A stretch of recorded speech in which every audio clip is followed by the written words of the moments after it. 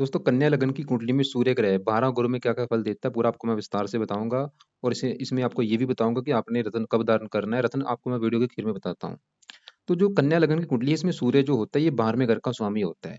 और 12वां घर कुंडली का अच्छा घर नहीं होता, 12वें घर से देखा जाता है खर्चा, हानि, दान, दंड, हस्तल के खर्चे, पागलखाना, विदेह यात्रा, जेल यात्रा। सूर्य इस कुंडली में है प्रबल मार्केश। ये जहाँ-जहाँ जाएगा उस घर की हानि ज़रूर करेगा। अगर देखो जी, सूर्य किसी का बैठा है पहले घर में, तो क्या अच्छे बुरे फल देगा? पहला घर होता है जातक का शरीर, सेहत, स्वभाव, रंग रूप, पर्सनैलिटी, सर, मस्तक। जातक की हेल्थ को खराब ज़रूर करेगा। जातक क्रोधी होगा, ज़िद्दी होगा, लेकिन जातक साहसी होगा, पराक्रमी होगा, सरकारी नौकरी के भी योग बनेंगे। और या फिर जातक राजनीति में जा सकता है। इसके अलावा ये 7वें घर को देखें, जो कि 7वां घर है पत्नी का घर, तो पत्नी से भी मनमुटाव कराएगा। तो यहाँ पे मतलब सूर्य जो खराब फल देगा, अगर आप चाहते हो कि वो खराब फल कम हो जाएँ, तो उसके लिए सूर्य को जल दो, सूर्य का दान करो और सूर्य के मंत्रों को सिद्ध करो। और अब देखो जी, बात करते हैं, अगर किसी का सूर्य दूसरे घर में बैठा है, हज़ारों खराब फल देगा। क्यों?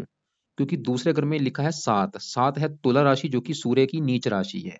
तो दूसरे घर में बैठा सूर्य नीच का हो जाएगा। और दूसरा घर है धन जोड़ने का घर। इसके अलावा परिवार का घर और वाणी का। तो सबसे बड़ी दिक्कत क्या आएगी? क्योंकि 12वां घर है खर्च का, खर्च जाएगा उठ के धन जोड़ने घर में। तो सूर्य धन जोड़ने में दिक्कतें पैदा करेगा। जहाँ तक धन जोड़ नहीं पाएगा और जहाँ तक कि धन की हानि होगी। अगर आपने ये भी देखना है कि धन की हानि कैसे होगी, जहाँ तो जातक का जो धन है वो चोरी हो जाएगा, या धन को आग लग जाएगी, या उसका जो धन है वो टैक्स के रूप में, या जुए के रूप में, या लॉटरी के रूप में, या सट्टे के रूप में नष्ट हो जाएगा। इसके अलावा दूसरा घर है परिवार सुख। जातकों को परिवार के सुख में कमी होगी। वाणी का भी घर है, वाणी भी कठोर होगी। और तो यहाँ पे अगर किसी का भाई सूर्य बैठा है, उसको चाहिए कि सूर्य को हमेशा जल देता रहे, सूर्य का दान करता रहे और सूर्य के मंत्रों को सिद्ध करे, सूर्य कवच का स्रोत का पाठ करे और हो सके सूर्य का व्रत रखे, कथा करे, आरती करे। खासकर ये जो बुरे फल हैं वो सूर्य की दशा में इसको मिलेंगे। मतलब धन उसका पूरी तरह से नष्ट हो जाएगा। अब किसी का अगर सूर्य यहाँ पे बैठा है तीसरे घर में, जो कि है छोटे भाई बहनों का घर, पराक्रम, उद्यम, मेहनत, साहस। तीसरे घर में बैठा है, वैसे जातक को साहसी बनाएगा, पराक्रमी बनाएगा। और ये विदेश, क्योंकि 12वां घर विदेश का भी है। जहाँ तक विदेशी कोई व्यापार करता है, जहाँ विदेश जाता है, वहाँ पे उसको कुछ बेनिफिट होगा। तो इसके अलावा तीसरे घर से ये 9वें घर को देखेगा, तो देश-विदेश की यात्रा भी होंगी। अब देखो जी, अगर किसी का सूर्य चौथे घर में बैठा है, चौथा घर होता है माता, मकान, वाहन, भूमि, ज़मीन, जायदाद, नौकर, चाकर का घर। क्योंकि सूर्य 12वें घर का स्वामी, जो कि 12वें घर से देखा जाता है खर्चा और हानि। तो खर्चा जाएगा चौथे घर के ऊपर, मतलब चौथे घर के ऊपर जातक का खर्चा ज़्यादा होगा। जैसे कि जातक के घर के ऊपर उसका खर्चा होता रहेगा, वाहन के ऊपर खर्चा होता रहेगा, माता के ऊपर खर्चा होगा, माता या तो बीमार होगी, या माता के ऊपर खर्चा होता रहेगा, मकान, वाहन, भूमि, ज़मीन, जायदाद, इन चीज़ों के ऊपर खर्चा भी होगा और इन चीज़ों की हानि भी होगी सूर्य की वजह से। और सूर्य चौथे घर से 10वें घर को देखेगा, तो थोड़ी-सी काम-काज में भी दिक्कतें आएँगी। लेकिन यहाँ पे सरकारी नौकरी के योग बन सकते हैं, या सरकार की तरफ से जातकों को किसी न किसी प्रकार से बेनिफिट हो सकता है। तो अगर देखो जी, किसी का सूर्य चौथे घर में बैठा है, करना क्या है? एक तो जातक सूर्य के मंत्रों को सिद्ध ज़रूर करे और सूर्य का दान करे, सूर्य को जल दे और कवच स्रोत का पाठ करे। अब देखो जी, सूर्य अगर किसी का बैठा है यहाँ पे 5वें घर में, और 5वां घर होता है संतान का घर। सूर्य 5वें घर में, संतान के घर में, यहाँ पे 10 लिखा मकर राशि, शनि की राशि। एक तो सूर्य वैसे ही इस कुंडली में मार्गशीर्ष है, ऊपर से शनि की राशि, शत्रु राशि। तो सूर्य 5वें घर का कर देगा नुकसान। 5वां घर है संतान का, तो संतान संबंधी दिक्कतें, परेशानियां जातकों को आएंगी। अगर ये किसी की लड़की की कुंडली हुई, तो उस लड़की का बार-बार गर्भपात होगा। इसके अलावा 5वां घर पढ़ाई में विघ्न पड़ेगा, बुद्धि का है, बुद्धि भ्रमित होगा। और तो यहाँ पे देखो जी, अगर किसी का सूर्य बैठा है, उसको अगर लग रहा है कि हाँ भाई संतान संबंधी दिक्कतें आ रही हैं, तो सूर्य के उपाय करें। जब पढ़ाई संबंधी दिक्कतें आ रही, वैसे 5वां अगर पढ़ाई का है, 12वां अगर विदेश का है, तो विदेश जाके भी जातक पढ़ाई कर सकता है। ऐसे योग भी बनेंगे कि विदेश में जाके पढ़ाई के योग बनेंगे। बाकी अगर लग रहा है दिक्कतें आ रही हैं कि हाँ भाई पढ़ाई में दिक्कतें आ रही हैं, और जहाँ संतान को लेके दिक्कतें आ रही हैं, तो सूर्य के लिए सूर्य के उपाय करने हैं, सूर्य को जल देना है, सूर्य का दान करना है, मंत्रों को सिद्ध करना है। अब देखो जी, अगर किसी का सूर्य बैठा है छठे घर में, यहाँ पे क्या होगा कि योग बनेगा जिसे कहते हैं सरल नामक विपरीत राजयोग। क्योंकि छठा, 8वां, 12वां घर, इन्हें हम कहते हैं त्रिक भाव। इन घरों का मालक अगर इन्हीं घर में बैठा हो, तो ये योग बनता है। इसकी वजह से मतलब सूर्य फिर भी अच्छे फल देगा। अच्छे फल क्या देगा? यहाँ से अपने घर को देख रहा है, तो अपने घर के लिए अच्छा है। देश विदेश की यात्राएं होंगी।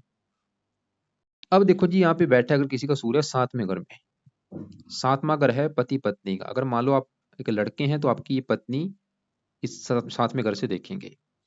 तो सूर्य, क्योंकि 12वां घर खर्चे का, हानि का, खर्चा जाएगा पत्नी घर के ऊपर। या 12वां घर हानि का है, हानि जाएगी पत्नी घर के ऊपर, मतलब सूर्य पत्नी की हानि करेगा। किस प्रकार की हानि? या तो पत्नी से लड़ाई झगड़े होते रहेंगे, या पत्नी के ऊपर खर्चा ज्यादा होगा, या पत्नी खर्चीले स्वभाव की होगी, या पत्नी जातक की क्रोधी होगी। अगर मान लो आप एक लड़की हैं तो आपका पति यहाँ पे देखा जाएगा, मतलब पति आपका क्रोधी होगा, पति खर्चीले स्वभाव का होगा, या पति से नहीं बनेगी। तो 7वें घर में बैठा सूर्य वैवाहिक जीवन के लिए अच्छा नहीं है, पति पत्नी में लड़ाई झगड़े कराएगा। और यहाँ से ये लगन को भी देखेगा, तो लगन मतलब जातक का शरीर होगा, तो हेल्थ को भी लिख के दिक्कत है। तो सूर्य अगर किसी के यहाँ पे बैठा है, अगर उसको पति पत्नी में दिक्कतें आ रही हैं, लड़ाई झगड़े हो रहे हैं पति पत्नी में, तो सूर्य के उपाय किए जाएं, सूर्य की पावर को कम किया जाए। वो पावर कम होगी दान करने से। और सूर्य को जल दिया जाए, सूर्य के मंत्रों को सिद्ध जरूर करना है संकल्प लेके। और सूर्य का हो सके व्रत रखो, कथा करो, आरती करो, ये चीजें आप करके सूर्य को सही कर सकते हैं। अगर अगर देखो जी सूर्य किसी का बैठा है यहाँ पे 8वें घर में, 8वां घर देखो जी कुंडली का खराब घर होता है। लेकिन सूर्य इस 8वें घर में यहाँ पे एक लिखा है मेष राशि, जो कि सूर्य की उच्च राशि है। तो सूर्य उच्च का बैठने की वजह से अच्छे फल भी देगा, अच्छे फल भी देगा, बुरे फल भी। अच्छे फल क्या देगा? जातक की उम्र को कर देगा काफी लंबी, क्योंकि 8वें घर से उम्र देखते हैं, उम्र लंबी कर देगा। लेकिन बुरे फल क्या देगा? कि 8वें घर से 7वीं दृष्टि से इस दूसरे घर को देखेगा, जो कि धन जोड़ने का घर है, तो धन जोड़ने में दिक्कतें पैदा होंगी। धन का नुकसान होगा, धन खर्च होता रहेगा, वाणी जातक की कठोर होगी, परिवार को लेकर दिक्कतें। तो अगर 8वें घर में सूर्य बैठा है तो करना क्या है? यहाँ पे दान ना करें, क्योंकि अच्छे फल भी हैं। अच्छे फल जैसे मैंने बोला आयु लंबी है, तो अच्छे फल भी कम हो जाएंगे। तो करना क्या है? एक तो आपने कभी यहाँ पे 8वें घर में बैठे सूर्य को जल नहीं देना, सूर्य का दान नहीं करना। करना है सिर्फ आप सूर्य के मंत्रों को सिद्ध कर सकते हैं। सूर्य कवच का स्रोत का पाठ सूर्य की दशा में किया जाए, और सूर्य का व्रत भी रख सकते हैं सूर्य की दशा में। अब देखो जी, अगर सूर्य किसी का यहाँ पे बैठा है 9वें घर में, 9वें घर से देखते हैं भाग्य। 9वें घर में यहाँ पे शुक्र की राशि है, सूर्य क्या करेगा? थोड़ी सी भाग्य की हानि करेगा। भाग्य मतलब पूरी तरह से साथ नहीं देगा, लेकिन भाग्य साथ कहाँ पे देगा? जन्मभूमि छोड़ने पर। अगर जातक विदेश जाता है वहां पे जाके वैसे बेनिफिट होगा। 9वां घर पिता का है, थोड़ा सा पिता से भी मनमुटाव हो सकता है। तो यहाँ पे भी आप सूर्य के उपाय करके सूर्य को सही कर सकते हैं। सूर्य के लिए वही उपाय सेम है कि सूर्य के मंत्रों को सिद्ध कर लो, सूर्य कवच का पाठ कर लो, स्रोत का कर लो। आप यहाँ पे सूर्य का दान भी कर सकते हैं, सूर्य को जल भी दे सकते हैं। मैं आपको देखो जी पहले बता चुका, सूर्य इस कुंडली में प्रबल मार्गीश है। ये जहां जहां जाएगा उस घर की हानि जरूर करता है। अगर सूर्य यहाँ पे 10वें घर में बैठा है, 10वां घर है सरकार का, वैसे सूर्य सरकार का कारक है। 10वें घर में बैठा सूर्य सरकारी नौकरी के योग बना देगा, या किसी न किसी प्रकार से सरकार से बेनिफिट जरूर होगा। ऐसे जातक राजनीति में भी होते हैं। ये थोड़ा सा पिता के लिए भी अच्छा है वैसे। तो यहाँ पे भी सूर्य वैसे तकरीबन ज्यादातर अच्छे फल ही देगा, क्योंकि यहाँ पे दिग्बली हो जाएगा वो। और इसके अलावा सूर्य अगर 11वें घर में बैठा है, 11वां घर होता है आमदन का, क्योंकि सूर्य 12वें घर का स्वामी खर्च खर्च जाएगा आमदन घर में, मतलब खर्चे ज्यादा होंगे, आमदन कम होगी सूर्य की वजह से। अब देखो जी सूर्य अगर किसी का 12वें घर में बैठा है, तो क्योंकि अपने घर में होगा, तो सरल नाम के विपरीत राजयोग की वजह से सूर्य तकरीबन अच्छे फल देगा। तो अब यहाँ पे मैं आपको बता दूं कि सूर्य का रत्न धारण करना है इस कुंडली में या नहीं। तो मैं आपको बोलूंगा कि इस कुंडली में सूर्य का रत्न आप धारण मत करें, चाहे वो कैसी भी कंडीशन में बैठा है, क्योंकि ये मार्केश है। तो रत्न क्या करता है? पावर को प्लस करता है, मतलब बुरे फल बढ़ जाएंगे। अगर अच्छे फल बढ़ेंगे तो वो बुरे फल भी कुछ बढ़ेंगे।